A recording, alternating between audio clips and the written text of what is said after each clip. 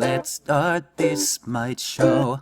Over the past 3 years, a lot of really great skins have come out in SMITE, and more often than not, the dev team comes up with a clever name to go along with it. Sometimes though, a few slip through the cracks. Today's list will cover 10 of the best rejected skin names in SMITE. Let's get into it.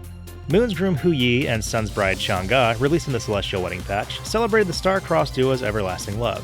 One of the initial suggestions for the pair was Lunar Love and Soulmates, which were ultimately thrown out due to Lunar Love's similarity to Moonlight Love and Lunar Tango. You know what they say, if you love something, set it free, which is exactly what we did with these two names. Although the Solid Hornet skin released in May 2015 was made for Almuzenkob, its origins were very much Mantis. One of the early names presented for the skin was Full Metal Yellowjacket, and while militarily appropriate, wasn't quite a solid enough reference to make it into the game. The concept of All for One FREYA, released in August 2015, found inspiration in French literature, paying homage to the Three Musketeers. One of the original names pitched, on ASGARDE, stuck to both Freya's Norse origins and the skin concept's French roots. Ultimately, the idea of on ASGARDE was All for Naught and was changed to All for One. JANDroid was released in February 2015 and had the SMITE community say this was a triumph. One of the early names presented for the skin was JAN.OS, but much like Windows ME, it was deemed obsolete and updated to the skin's final name, JANDroid. Of all the Poseidon possibilities, King of the Deep was one that we always wanted to see. One of the early suggested names for the skin was Holy Diver, both a play on the Submariner God mashup and a nod to the classic rock song. In the end though, the reference didn't quite match the look of the skin, so we said adios to Holy Diver and went with King of the Deep.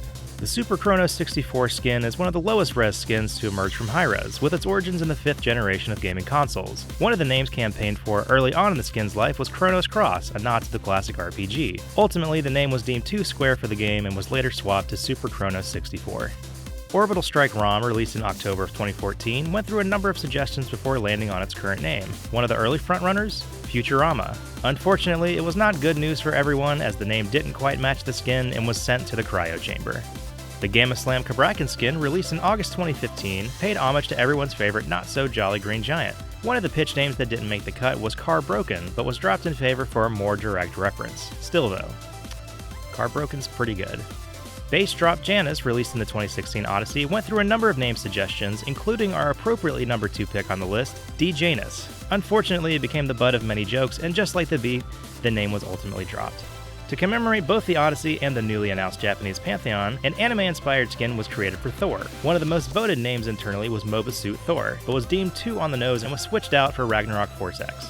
That wraps up this list, but we've got even more on the way. If you have any list suggestions that you'd like to see, leave them down in the comments below.